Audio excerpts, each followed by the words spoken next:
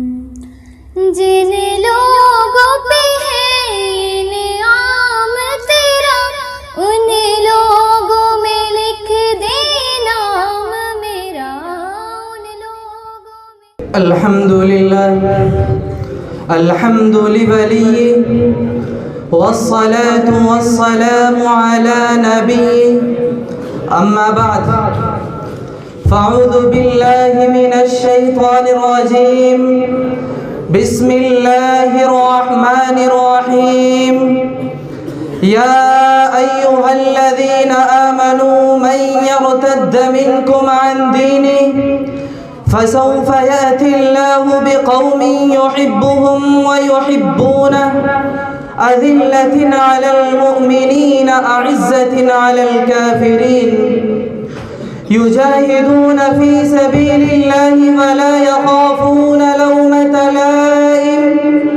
ذلك فضل الله يؤتيه من يشاء والله واسع عليم صدق اللہ العلی العظیم. تاب کے خواب تغافل میں رہے گا مسلم، تاب کے خواب تغافل میں رہے گا مسلم، ہوش میں آ کے ذرا دیکھ تو پستی اپنی، پائے تحقیر سے ٹھکراتی ہے دنیا تجھ کو اور تو بھول گیا قوم پرستی اپنی. میرے محترم بزرگوں اور عزیز ساتھیوں، اللہ تبارک و تعالی نے اپنے بندوں کو بے شمار نعمتوں سے نوازا ہے. اگر بندہ اللہ تبارک و تعالی کی ان نعمتوں کو شمار کرنا چاہے تو نہیں کر سکتا. کیوں؟ اس لیے کہ فرمان خداوندی ہے ان تعدوا نعمت اللہ لا تحصوها، کہ اگر تم اللہ تعالی کی نعمتوں کو شمار کرنا چاہو تو نہیں کر سکتے. اور اس میں بھی جو سب سے اہم نعمت ہے وہ ہے ایمان کی نعمت. لیکن آج اس کی قدر ہمارے دلوں میں نہیں، اس لیے کہ یہ ایمان کی دولت ہمیں گھر بیٹھے بیٹھے مل گئی. ہم مسلمان گھرانے میں پیدا ہو گئے، ہمیں مسلمان کہا جانے لگا. اس کی اصل قدر تو ان لوگوں کو معلوم ہے جس نے اس کی اصل قدر تو ان لوگوں کو معلوم ہے جس نے اس کے لیے تن من دھن کی بازی لگا دی اور اپنا سب کچھ قربان کر دیا. اس کی اصل قدر تو حضرت بلال رضی اللہ تعالی عنہ سے پوچھئے، حضرت سلمان رضی اللہ تعالی عنہ سے پوچھئے، حضرت صہیب رومی رضی اللہ تعالی عنہ سے پوچھئے، وہ آپ کو بتائیں گے انہوں نے اس ایمان کی حفاظت کے لیے کیسی کیسی قربانیاں دی. محترم حضرات، ایمان کی حفاظت ایمان کے بعد یہ سب سے بڑی ذمہ داری ہے. لیکن آج اس کی قدر ہمارے دلوں میں نہیں، اور مسلمان اسلامی راستے کو چھوڑ کر کفر کا راستہ اختیار کر رہا ہے.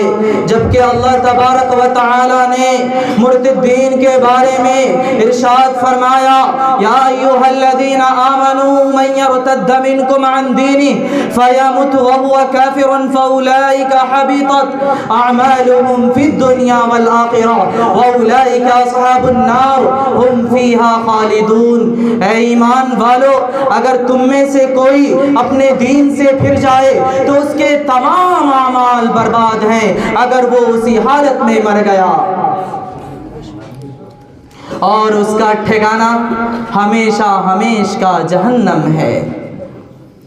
میرے محترم بزرگوں، اسلام نے نہ صرف ترک دین کے بارے میں فرمایا بلکہ غیر مسلم لڑکیوں کے ساتھ نکاح کا ضابطہ بیان کرتے ہوئے فرمایا، لا تنکحوا المشرکات حتی یؤمن ولامة مؤمنة خیر من مشرکہ ولو اعجبتکم ولا تنکحوا المشرکین حتی یؤمنوا ولعبد مؤمن خیر من مشرک ولو اعجبکم اولئک یدعون الى النار واللہ يدعو الى الجنہ والمغفرة بإذنه ويبين آياته للناس لعلهم يتذكرون.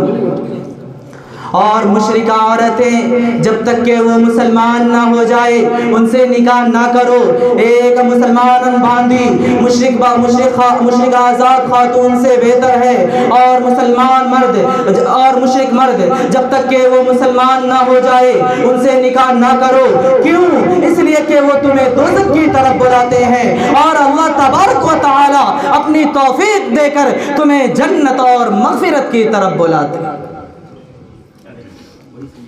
اس لیے اسلام میں جو چیزیں نکاح میں رکاوٹ مانی گئی ہے، جن کو فقہ کی اصطلاح میں موانع نکاح کہا جاتا ہے، ان میں ایک اختلاف دین بھی ہے. اس کی تفصیل کو 3 نکات میں سمیٹا جا سکتا ہے. اول یہ کہ مسلمان عورت کا نکاح کسی بھی غیر مسلم سے نہیں ہو سکتا، خواہ وہ یہودی ہو یا عیسائی، کافر ہو یا مشرک جیسے ہندو، بدھسٹ وغیرہ. دوسرا یہ کہ مسلمان مرد کا نکاح عیسائی اور یہودی کے علاوہ کسی مسلم عورت سے نہیں ہو سکتا. ظاہر ہے کہ اس میں ہندو خواتین بھی شامل ہے. تیسرا یہ کہ مسلمان مرد کا نکاح عیسائی اور یہودی کے ساتھ ہو سکتا ہے، لیکن ان میں بھی 2 باتیں پیش نظر ہونی چاہیے. اول یہ کہ عیسائی اور یہودی ہونے کا مطلب یہ نہیں اس نے حکومت کے مردم شماری کے خانے میں عیسائی اور یہودی لکھا ہو، جیسا کہ آج کل اہل مغرب کا حال ہے. بلکہ ضروری ہے وہ حقیقتاً یہودی اور عیسائی ہو، یعنی نبوت پر، خدا پر، الہامی کتاب پر اور آخرت کے نظام پر ایمان رکھتی ہو. دوسرا یہ کہ اگرچہ اسلام نے عیسائی اور یہودی سے نکاح کو جائز قرار دیا ہے، لیکن یہ بھی کراہت سے خالی نہیں. بہرحال اس میں تو کوئی دو رائے نہیں ہے کہ مشرک مرد کا نکاح مسلمان عورت سے اور مشرک عورت کا مسلمان مرد سے نہیں ہو سکتا. لیکن افسوس اس روشن حقیقت کے باوجود اس وقت فرقہ پرست تنظیمیں لو جہاد کا افسانہ چھیڑ رکھا ہے. اگر اسلام اس کا قائل ہوتا اور مسلمان نکاح کو اشاعت دین کا ذریعہ بنانا چاہتا تو غیر مسلم اقوام سے نکاح کی ممانعت نہیں کی گئی ہوتی، بلکہ ان کی حوصلہ افزائی کی جاتی، جیسا کہ آج کل عیسائی دنیا میں کی جاتی ہے. بلکہ اسلام کے اندر تو یہ بات بھی پسند نہیں کہ کوئی صرف اس لیے اسلام قبول کرے کہ اس کی فلاں شخص سے شادی ہو جائے اور اللہ تبارک و تعالی کی رضا اور ہدایت حاصل کرنا اس کا منشا اور مقصد نہ ہو، اور اگر وہ اسی کیفیت پر باقی بھی رہے تو ایک طرح کا نفاق ہوگا. اور عجب نہیں ہے کہ آخرت میں اس کے ظاہری ایمان کو اس کے منہ پر مار دیا جائے. ملت اسلامیہ کے پاسبانوں، ہندوستان میں ہمیشہ مسلمانوں نے حلال و حرام کی سرحدوں کو باقی رکھا ہے، اور معتبر اور دیندار مسلمانوں نے کبھی بھی کسی غیر مسلم لڑکیوں کو بحیثیت منکوحہ اپنانے کی کوشش نہیں کی. بعض لوگ اکبر کی جودہ بائی کے ساتھ شادی کا ذکر کرتے ہیں، لیکن یہ شادی راجپوتوں کی رضامندی بلکہ رغبت کے بنا پر ہوئی تھی، اور اکبر کوئی عالم یا دیندار مسلمان نہیں تھا کہ اس کے اس عمل کو مسلمانوں کے سر تھوپا جائے. حقیقت یہ ہے اگر کوئی لڑکا یا لڑکی اپنی ضمیر کی آواز پر کسی مذہب کو قبول کر لے اور اپنے ہم مذہب سے نکاح کرنا چاہے تو ہمارے ملک کا قانون بھی اس بات کی اجازت دیتا ہے. ہمارے ملک کا قانون بھی اس بات کی اجازت دیتا ہے. اور اگر موجودہ مخلوط ماحول میں کوئی لڑکا یا لڑکی اپنی پسند کے بنا پر کسی دوسرے مذہب کے لڑکا یا لڑکی سے رشتہ کرتا ہے تو اس کا مذہب سے کوئی تعلق نہیں. کم سے کم ہندوستان کے اندر ایسے واقعات تو بہت پہلے سے رونما ہوتے آئے ہیں. خود مہاتما جی کے خاندان میں اس کی مثال موجود ہے. حیرت انگیز بات یہ ہے کہ جن فرقہ پرست گروہ نے اس وقت اس افسانے کو رائے سے پہاڑ بنا دیا ہے، بلکہ خود ان کے گھروں میں ایسے واقعات پائے جاتے ہیں، بلکہ ان کی بہنوں اور بیٹیوں نے اپنی رضامندی بلکہ اصرار سے مسلمانوں سے شادی کی ہے. وہیں ایسی بھی مثالیں پائی جاتی ہے کہ بعض غیر مسلم لڑکوں نے مسلمان لڑکیوں سے شادیاں رچائی ہے. غرض یہ کہ ایسی شادیاں مذہب کے اشاعت کے جذبے سے نہیں ہوتی بلکہ نفسانی خواہشات کے جذبات کے تحت ہوتی ہے، اور اس کو لو جہاد کا نام دینا جھوٹ ہے جھوٹ، دھوکہ ہے دھوکہ۔ بلکہ شدت پسند تنظیموں نے یہ شوشہ صرف اس لیے چھوڑا تاکہ ہندو نوجوانوں میں انتقامی جذبہ ابھارا جائے اور اندرون خانہ مسلمان لڑکیوں کو تباہ و برباد کرنے کا کھیل کھیلا جائے۔ میرے محترم بزرگوں اور دوستو، اب تک تو یہ بات ڈھکی چھپی رہی، لیکن اب یہ بات عام ہو چکی ہے کہ شدت پسند تنظیمیں ہماری ماں اور بہنوں کی عزتوں کو داغدار کرنے کے لیے مختلف طریقوں سے تیاریاں کر رہی ہے۔ 12 اگست 2018 کو راجستھان پتریکا میں ایک رپورٹ شائع کی گئی تھی جس کا عنوان تھا مسلم لڑکیوں سے شادی کرنے والے نوجوانوں کو 2.5 لاکھ روپے اور 6 مہینے تک کھانا پینا فری دیا جائے گا۔ رپورٹ میں بتایا گیا تھا ہندو یووا مورچہ مسلم لڑکیوں سے شادی کرنے والے نوجوانوں کو نہ یہ کہ انہیں صرف انعام و اکرام سے نوازے گا بلکہ انہیں تحفظ بھی فراہم کرے گا، اور یہی خبر اسی تاریخ کو دوسری ہندی اخبارات میں بھی شائع ہوئی، اور ایک غیر مسلم نوجوان نے مسلمان صحافی سے گفتگو کرتے ہوئے بتایا کہ شدت پسند تنظیموں کی پوری کوشش مسلمان لڑکیوں کو گمراہ کرنا ہے، اور اس کے لیے باضابطہ نوجوان لڑکوں کو ٹریننگ دی جا رہی ہے، انہیں اردو زبان کے الفاظ سکھائے جا رہے ہیں۔ کیوں؟ اس لیے کہ لڑکیوں کے اندر جلد متاثر ہونے کی صلاحیت ہوتی ہے، لہذا جب وہ کسی غیر مسلم کی زبان سے اردو زبان کے الفاظ اور اشعار سنتی ہے تو دلی طور پر متاثر ہو جاتی ہے، اور اسی وقت سے اس کی تباہی و بربادی کی داستان شروع ہو جاتی ہے۔ مذکورہ نوجوان نے یہ بھی بتایا کہ شدت پسند تنظیموں کے جانب سے ایک مسلمان لڑکیوں کو گمراہ کرنے کے لیے 2 لاکھ روپے کی پیشکش کی جاتی ہے، اور ساتھ ہی یہ شرط بھی عائد کی جاتی ہے کہ 6 مہینے سے سال بھر کے اندر لڑکیوں کو اس حالت میں لا کھڑا کرنا ہے کہ وہ معاشرے میں منہ دکھانے کے قابل نہ رہے۔ میرے محترم بزرگوں اور دوستو، مذکورہ نوجوان نے جن باتوں کا انکشاف کیا ہے اس سے اندازہ لگایا جا سکتا ہے کہ فرقہ پرست تنظیمیں ہماری ماں اور بہنوں کی عزتوں کو داغدار کرنے کے لیے کس قدر منصوبہ بند طریقے پر سرگرم عمل ہے۔ ملت اسلامیہ کے غیور نوجوانوں، غور کیا جائے اور سنجیدگی سے اس بات کا جائزہ لیا جائے کہ ہماری ماں اور بہنیں کیوں ان سازشوں کا شکار ہو رہی ہے، تو ان کے بہت سارے اسباب نظر آئیں گے۔ ان میں سر فہرست والدین کی غیر ذمہ دارانہ رویہ دکھائی دے گا۔ کیوں؟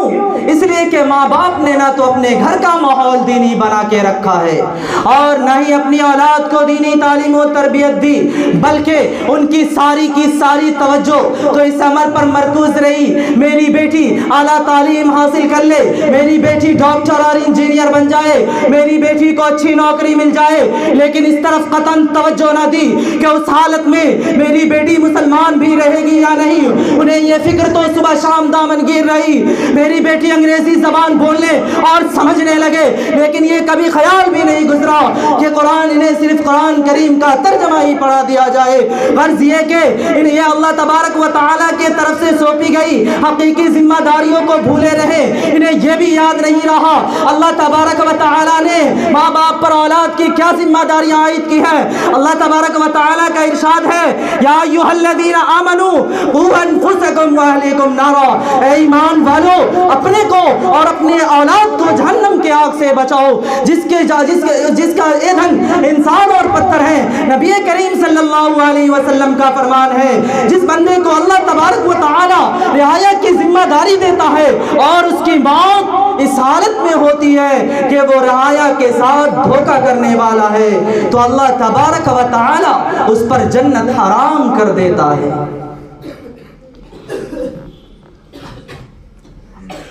آج میرا ہر ذی شعور باپ سے سوال ہے اس سے بڑا دھوکہ اور کیا ہو سکتا ہے کہ باپ اپنی اولاد کو دنیا کی عارضی زندگی میں کام آنے والے امور سے آشنا کرائے اور آخرت کی ابدی زندگی میں کام آنے والے امور کی طرف کوئی توجہ نہ ہو۔ اللہ کی قسم، اس سے بڑا دھوکہ دنیا میں اور کچھ نہیں ہو سکتا۔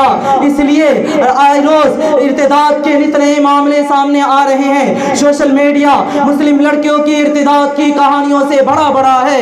ایسی تصویریں موصول ہوتی ہے کہ اپنی ماں اور بہنوں کی عزتوں کو تباہ و برباد ہوتا دیکھ کر دل خون کے آنسو رونے پر مجبور ہو جاتا ہے۔ لہذا آج ضرورت ہے ارتداد کی بڑھتی لہر کو روکنے کے لیے اسلامی نظام کے مطابق مسلمان بچیوں کو پردے کا پابند بنایا جائے، ان میں حیاداری، عفت و عصمت کی حفاظت کا جذبہ، عقیدہ توحید و رسالت کی عظمت پیدا کی جائے، اور ہمارے گھروں میں آدھے گھنٹے ہی صحیح کسی اچھی مستند ذہن و دل کو متاثر کر دینے والی کتاب کی تعلیم کی جائے۔ مخلوط نظام تعلیم سے مسلمان بچیوں کو بچایا جائے، غیر مخلوط نظام تعلیم کے قیام پر بھرپور توجہ دی جائے اور محفوظ ماحول میں معیاری تعلیم کا انتظام کیا جائے، اور جو مسلم لڑکیاں اسکول اور کالجوں میں پڑھ رہی ہے ان کی دینی تعلیم و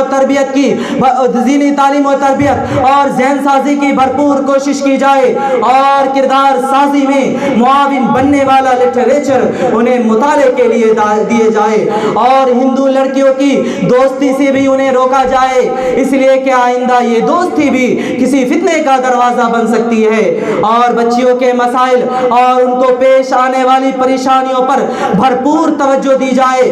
یاد رکھیں، گھر میں توجہ کی کمی باہر کا راستہ دکھاتی ہے۔ اگر بچیاں کسی ضرورت سے انٹرنیٹ استعمال کر رہی ہے تو ان کی بھرپور نگرانی کی جائے۔ کیوں؟ اس لیے کہ بہکنے اور بھٹکنے کے اکثر دروازے انٹرنیٹ ہی کے ذریعے کھلتے ہیں۔ اللہ تبارک و تعالی سے دعا ہے، اللہ تبارک و تعالی معاشرے کو ان سنگین برائیوں سے بچائے، اور جو ملت کی بہنیں اور بیٹیاں اس چنگل میں پھنس چکی ہے اس کو اس کی حرمت سمجھتے ہوئے پاکیزہ زندگی اختیار کرنے کی توفیق عطا فرمائے۔ آمین۔ وما علینا الا البلاغ۔